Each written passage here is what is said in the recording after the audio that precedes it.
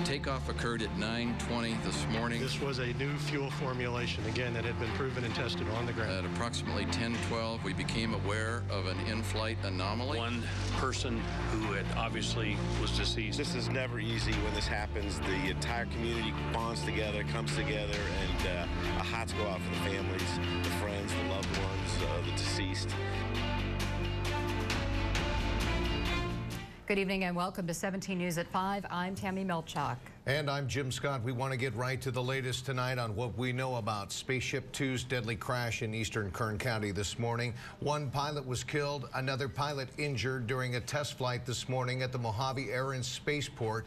The injured pilot was taken to Antelope Valley Hospital for treatment. A command post was set up in the area about 4 miles north of Garlock Road just after the crash, just after the ship was detached from White Knight 2 that it rode to an altitude of about 45,000 feet. White Knight 2 landed safely. Both pilots were employed by Scaled Composites. We have team coverage of today's crash tonight, from reaction to the craft's history and its mission today. But we begin with 17's Kiyoshi Tomono. He is live at Mojave Air and Spaceport, where Spaceship One is housed and Virgin Galactic is headquartered. Kiyoshi?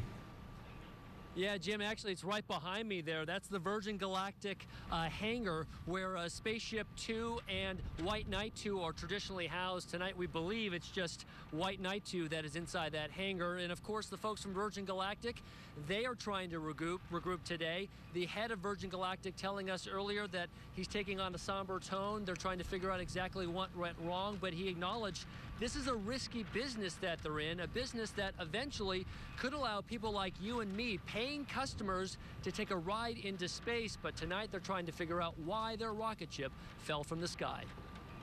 Space is hard, and today was a tough day. This is just one piece of what's left of Spaceship 2, the wreckage strewn across a 2-mile-long debris field. We are going to be supporting the investigation as we figure out what happened today, and we're going to get through it. Officials at Virgin Galactic and Kern County-based Scaled Composites say the rocket took off from Mojave Spaceport around 9:20 this morning, nestled underneath the glider White Knight that carries Spaceship 2 to altitude. About 50 minutes later, Spaceship 2 separated from the glider and the pilots were set to fire the rockets into space when something went catastrophically wrong. I detected nothing that appeared abnormal. I know I was briefed that the plume would look different this time than it had in the past, and it did. Stu Witt is the CEO of the Mojave Air and Spaceport. He says he saw no explosion. I knew when other things weren't happening, it wasn't because of something did happen. It was of what I was not hearing and not seeing. This was a test flight. The goal is to prepare the rocket ship for suborbital trips to the edge of outer space. The most recent test flight was October 7th, but the spaceship wasn't required to fire its rockets then and glided safely back to Earth. Virgin Galactic's billionaire founder Richard Branson hopped a plane after hearing about the crash and was on his way to Mojave. We expect that the NTSB will arrive approximately 7:30 tomorrow morning. We will spend a couple of hours putting together a game plan for moving forward as we continue the investigation, which we expect would take several days. And we're actually, again, at the Mojave Air and Spaceport. The crash site is some 20 miles away from where we are. A lot of the people that were on the ground here at the spaceport didn't, as a result, see the particular crash. But I did have a chance to talk to a construction worker, a guy who was actually working far away from here. He didn't want to go on camera, but he said he looked up at the sky when he heard what sounded to be a boom and saw Spaceship 2 basically hurtling from the sky, kind of spiraling downward, which is traditionally the way that Spaceship 2 safely comes back to Earth. It kind of acts as a shuttlecock from badminton and slowly kind of circles its way back to Earth. But in this case, he said he knew something was going way wrong. It was coming down way too quickly. And then moments before it hit the ground, he said he noticed something, at least a sign of hope, a parachute that emerged. Somehow the pilot, that second pilot who was not killed, was able to scramble out of the vehicle in time. As you heard earlier, that pilot was taken by air ambulance here, by a helicopter, to an area hospital where we understand tonight he suffered some severe back and shoulder injuries. The Sheriff's Department characterizing those injuries as severe to major. Reporting live tonight at Mojave Spaceport, Kiyoshi Tomono, 17 News. Tammy and Jim, now back to you. Kiyoshi, thanks. Richard Branson, the billionaire founder of Virgin Galactic, sent out this message via Twitter following today's deadly crash. It reads, quote, "Thoughts with all at Virgin Galactic and Scaled. Thanks for all your messages of support. I'm flying to Mojave immediately to be with the team." At the turn of the century, there was this buzz in Mojave about the coming age of space tourism, a time when privately held aerospace companies would transport civilians like you and me into space and break the bonds of Earth. In 2004, that buzz became a high desert roar as aerospace pioneer Burt Rutan and his Scaled Composites company put Mojave, California squarely on the space tourism map, capturing the coveted X Prize and proving the feasibility of the space tourism industry. Today's crash of Spaceship Two is a clear reminder of the mortal dangers of spaceflight. Too much Burt Rutan and his Scaled Composites crew rattled the aerospace world on September 29, 2004, as pilot Mike Melville punched through the atmosphere above Mojave. Spaceship One in a corkscrewing climb into suborbit, reaching the required altitude of 62 miles in order to qualify for the $10 million Ansari X Prize. We have nothing to fix on Spaceship One. There is no squawks on Spaceship One right now. There is nothing to fix. 5 days later, Spaceship One, with pilot Brian Binney at the controls, clinched the X Prize and made aviation history. For the first time, a privately built, fully reusable spacecraft had flown twice in 2 weeks into suborbit and returned safely to Earth. If you'd have told me that we'd finish this program flying only 6 powered flights and 3 of them be space flights, I would have said, nah. Scaled Composites and its stubby little space plane propelled a fledgling space tourism industry into warp drive. The newly named Mojave Air and Spaceport became a hub of feverish aerospace activity. Several of the industry's heaviest hitters expanded operations here as they looked to break the bureaucratic and technological restraints on commercial space tourism. This is the Plymouth Rock of the new modern American space movement. This is where it starts. And from this ground came the next generation of spaceplane built for tourism, Spaceship Two, now under the auspices of Sir Richard Branson and Virgin Galactic. 17 News was there when the larger, sleeker craft broke the sound barrier on its first powered test flight. The first commercial space line to break the sound barrier on its very first test flight. Couldn't have gone more smoothly. These high desert dreamers achieved much over the last decade, proving that space is no longer the exclusive domain of governments.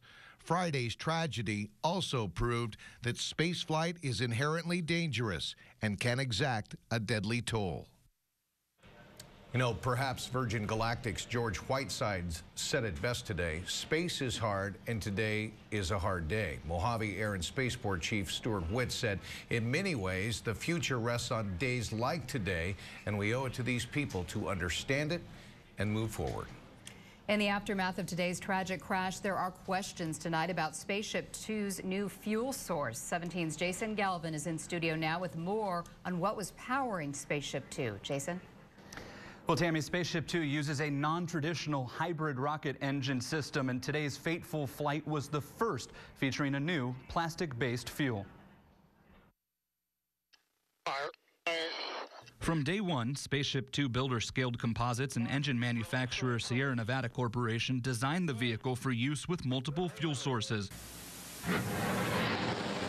In May, Virgin Galactic CEO George Whiteside has announced a new fuel was being tested.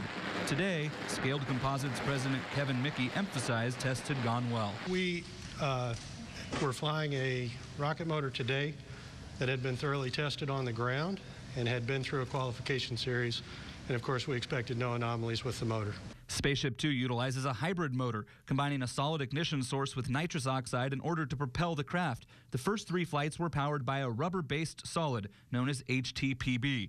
A fuel change was made when HTPB began burning unevenly. Today's use of polyamide, a more powerful but cleaner thermoplastic made from Kevlar and nylon, was the first in flight. But Mickey said the fuel change had no effect on the design of the engine. A small nuance to the rocket motor design is the fuel of the motor. So this motor configuration had flown a few times in the past. This was our 4th powered flight.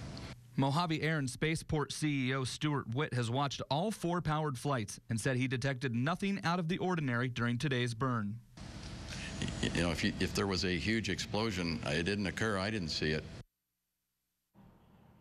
Now, officials declined to speculate if indeed polyamide may have been a factor in today's tragedy. The fuel change could, of course, simply be a coincidence, albeit it would be a terrible one. In the studio, Jason Galvin, 17 News.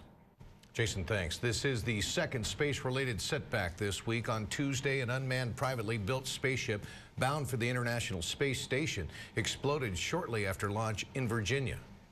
And we have liftoff of Antares, the Orbit 3 mission, delivering Cygnus on its 3rd CRS mission to the ISS. Got main engines at 108%. Avionics power nominal.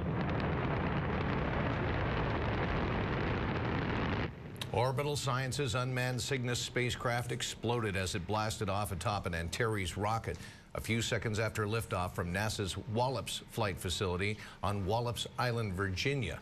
The launch was to be Orbital Sciences' 3rd official cargo mission to the space station for NASA under a $1.9 billion contract, which calls for a total of 8 delivery missions. The robotic Cygnus spacecraft, also built by Orbital, was filled with 5,000 pounds of food, water, experiments, and other gear for the astronauts currently living aboard ISS. No injuries were reported in that explosion. And stay with us here on KGET for continuing coverage of today's Spaceship Two crash. We'll continue to keep you updated here on 17 News at 5 and 6 as well, plus our website, kerngoldenempire.com, and our KGET Facebook page. We're putting every new detail there as soon as we can. Also, if you have video or photos of today's crash, we would like to see them. You can email them to us at 17news@kget.com. We're also tracking some active weather, showers on the way, and some heavy rain as we make our way into portions of Northern California. Currently looking then at a band of showers with a cold front that will extend into the east as we head into the next several hours. So I'm thinking rain will probably hold off until after trick-or-treat, but look at this. A nice plume of rain heading through Monterey and now into the central portion of the valley, well north of the Fresno area. Some reports of over a half an inch of rain already near San Jose. And we have rain on the way here. At the moment, though, skies are mainly clear. The clouds we saw earlier have made their way eastward, and as we take a look at it, we still will be watching out for snow north of the area. Snow levels here in Kern County down to about 6,000 feet, but the heaviest of the snow will be to the north into the central Sierra and into the higher elevations around 7,000 feet. They could see upwards of a foot, maybe a foot and a half of snow. Here's our forecast for winds. Also watching for some gusty winds out near Mojave, and looking then at winds gusting 30 or higher still. And the winds at this point have not been a concern in the valley, but we may see some gusty winds here in the next couple of hours. Trick-or-treaters, watch out for temperatures here around 73 degrees. Not too bad, just a slight chance of rain for trick-or-treat. Think it'll hold off until afterward, and then maybe by 9 o'clock. Temperatures meanwhile dropping into the 50s overnight and into the mountains. Watching for rain by 11 o'clock. So we still have some time for that. We're going to have much more on the storm and pinpoint weather. All right, Alyssa, thank you. Bakersfield police have arrested the parents of an infant found dead inside a downtown Bakersfield home. When officers arrived at the home yesterday in the 1000 block of L Street, they say they found the 3-month-old dead and the father a few blocks away. Late last night, police arrested the father, 25-year-old Eddie Leyva, for murder and child endangerment. The baby's mother, 30-year-old Vanessa Wolf, was also arrested for child endangerment. Investigation at the scene revealed some evidence that made us suspicious as to how the baby died. The coroner is still trying to determine a cause of death, but police say the autopsy shows the baby was malnourished, dehydrated, and there was evidence of abuse. 2 children, ages 1 and 3, were taken into protective custody. Anyone with information on this case is urged to contact the BPD at 327-7111. Police are also asking for the community's help tonight in identifying and locating 2 suspects. Officers say stole not 1 but 2 luxury cars last night from the Family Motors dealership on Weibel Road. Investigators say the 2 men pictured here broke into the car lot and made off with a 2014 Porsche 911 GT3 and a white 2015 Audi S8 sedan. Police say they may have been driving a 2000s red or maroon Chevy Malibu. Bakersfield police encourage anyone with information on the case to call them at 327-7111. Still ahead here at 5, it's Halloween, and that means extra eyes on paroled sex offenders living in our communities. What local law enforcement is doing tonight to make sure sex offenders stay clear of trick-or-treaters. Plus this. Me personally, I would have preferred to have the evacuation order stay in place. New at 5:30, despite those sentiments from Supervisor Leticia Perez, displaced homeowners in Arvin are being allowed to go back home. The latest on the pipeline controversy there coming up. And we take a look back at the sights and sounds from our annual Sunrise Spooktacular after the break.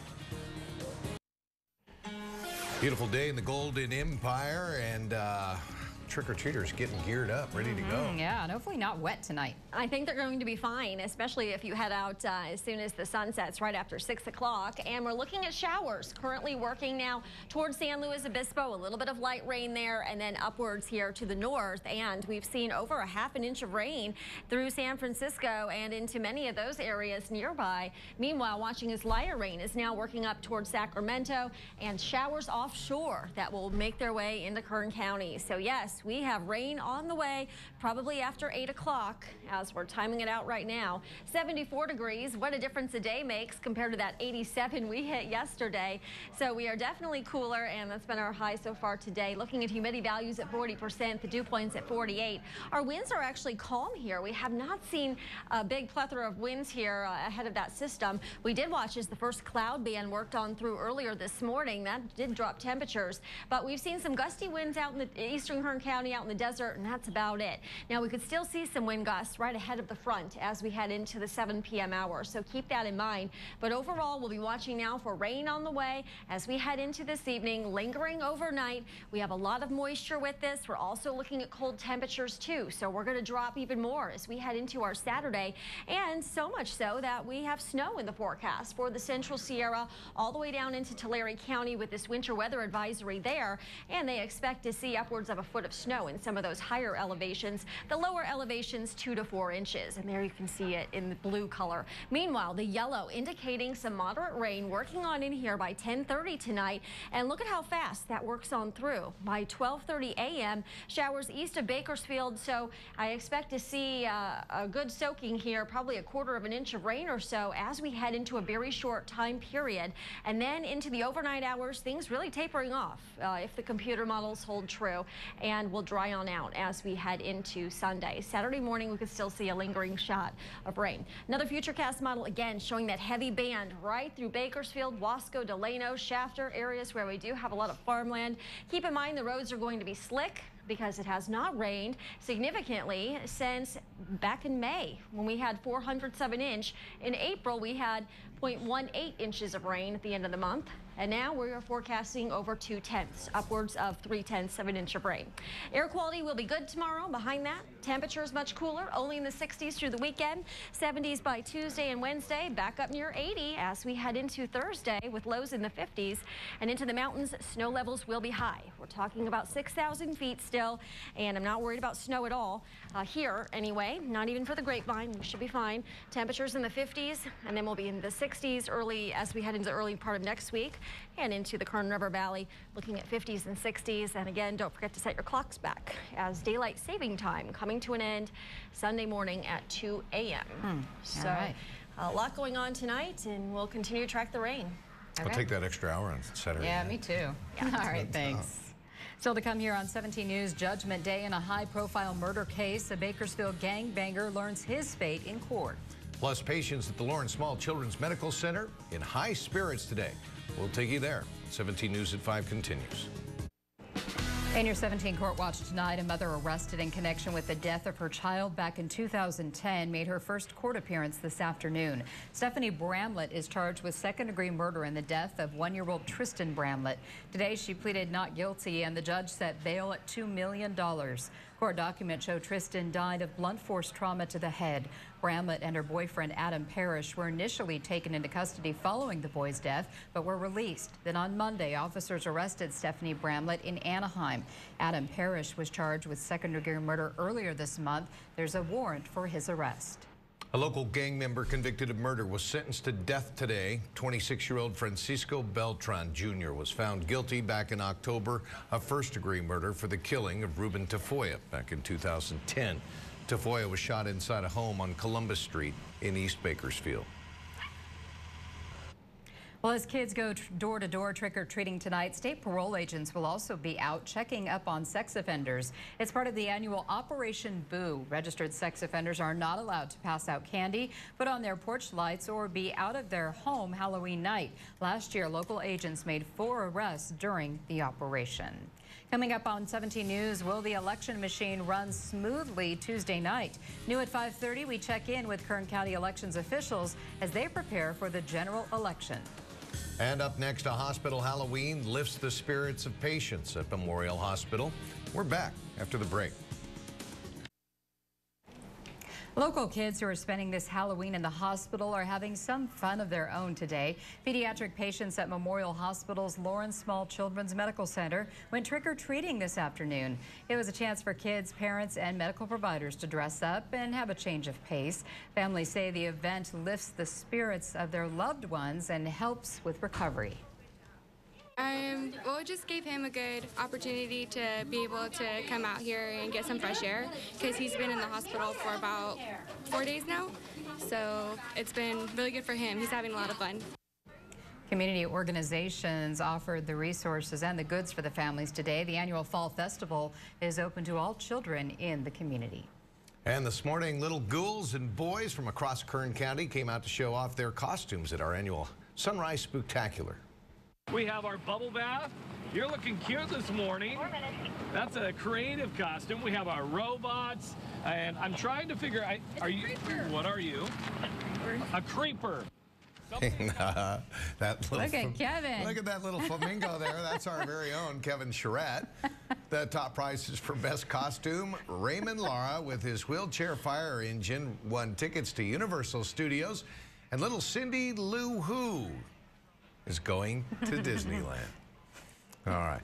Coming up next at New at 5:30, we have more on the deadly crash of Spaceship Two, a complete recap of today's tragic event and what officials are saying tonight. Plus, the latest on the debate over the safety of Arvin residents who were displaced 8 months ago after a pipeline gas leak. Why people refuse to go home even though the evacuation order has been lifted. Working in the spirit of the Golden Empire, this is 17 News at 5:30. New at 5:30, we continue to follow the deadly crash of Virgin Galactic's Spaceship Two in eastern Kern County this morning. That's right, and here's a recap of what we know this evening. Spaceship Two crashed about an hour after it lifted off from Mojave Spaceport this morning about 9:19.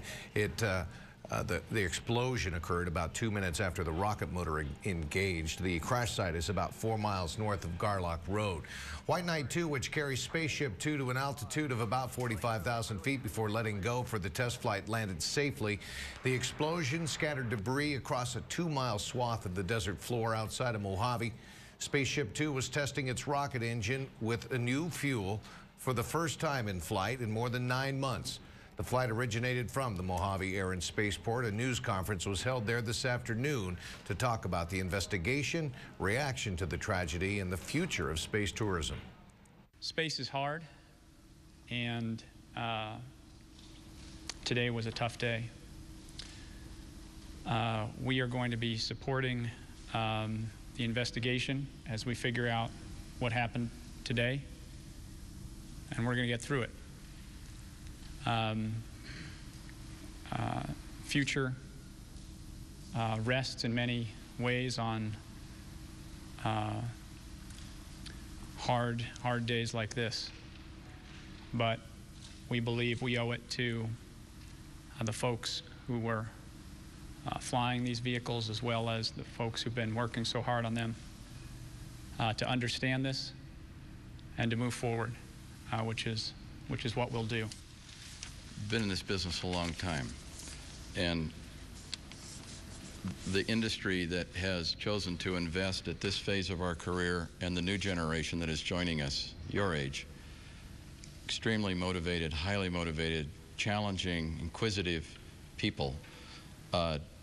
And even though we have a preponderance of this new industry resident in Mojave, this industry is sprinkled around the globe.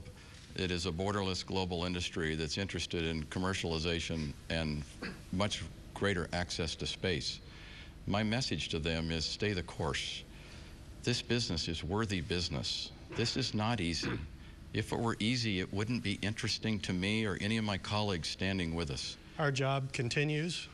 Immediately after locating the crash site, we set out with our partners to secure the crash site. That will continue to be the case overnight. We expect that the NTSB will arrive approximately 7:30 tomorrow morning. We will spend a couple of hours putting together a game plan for moving forward as we continue the investigation, which we expect would take several days. The Federal Aviation Administration says 2 crew members were aboard, which is consistent with the standard practice of having 2 test pilots who are equipped, by the way, with parachutes. The pilots have not yet been identified. The flight was part of a long-running program to test Spaceship Two in preparation for suborbital paying trips to the edge of our atmosphere, suborbit. Virgin Galactic's development partner, Mojave-based Scaled Composites, has been playing a key role in the test program. Virgin Galactic had said the first trip to an outer space altitude, usually defined as 100 kilometers or about 62 miles, could have taken place before the end of the year, depending on how tests went. Now, of course, that date is pushed far back. Congressman Kevin McCarthy released a statement this afternoon about the crash of Spaceship Two. The House Majority Leader says, quote, "My heart and prayers go out to the pilots of Spaceship Two and their families. Their courage and bravery to embark on missions that will lead towards expanding man's reach into space exemplify the ingenuity and imagination of America. Today's devastating crash is a reminder of how fragile life is in these efforts. I am confident authorities and Virgin Galactic are working diligently to learn more about the circumstances surrounding this tragedy." There is other news to pass along to you tonight. The Kern County Fire Department has lifted the evacuation order on 8 homes in Arvin, evacuated because of a leaky gas pipeline back in March. But homeowners tell 17 News they still don't feel comfortable going home until more test results show that it's safe. 17's Eric Richards is live on Nelson Court in Arvin with the latest. Eric? Jim, for nearly 8 months, homeowners here on Nelson Court described their neighborhood as a ghost town. But now the Kern County Fire Chief says explosive gas at these homes on Nelson Court is no longer present, but residents still feel toxic chemicals still linger. It really shouldn't have played out this way, quite frankly. But it did, lasting close to 8 months. In March, the Kern County Fire Department forced dozens of residents from their homes due to a leaking gas pipeline. This afternoon, that order was officially lifted. Me personally, I would have preferred to have the evacuation order stay in place. But our attorney advised us that because the order was solely based on the explosive gases and that those have been abated, that we have a duty and an obligation to lift that order. The county is the one who told us not to go back to the house for the last almost 8 months, okay? So not to go back because of the toxic gases inside the property and inside and outside. Now, they lift the order and say that it's okay for us to go back because there's no risk of explosion.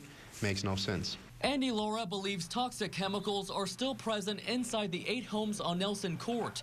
Laura and other residents are waiting for an independent firm from San Diego to do the testing, which is being paid for by the county. I want to make sure that everyone is going to be good and safe whenever they go back to their houses in Arvin. Since March, PCR Petrocapital Resources, the company that owns the gas pipeline, has paid for all relocation expenses for residents affected by the leak. The company said today, with the evacuation order lifted, it will continue to support the families who aren't moving back just yet. Supervisor Perez says if that decision changes, I have assured the families that should they find themselves in the process of being put out, that I'm going to go out, I'm going to raise the money and make sure that these families are not put out. That's completely unacceptable. Residents are hopeful they can return home soon, and this morning a few moved back in some belongings. But until independent test results show it's safe to return, they won't. The state is now working with the county. Supervisor Perez says several state agencies will now meet with each family to discuss the levels and what the results should be, and they're also going to host a public forum here in Irvine. I'm live in Irvine tonight. Eric Richards, 17 News.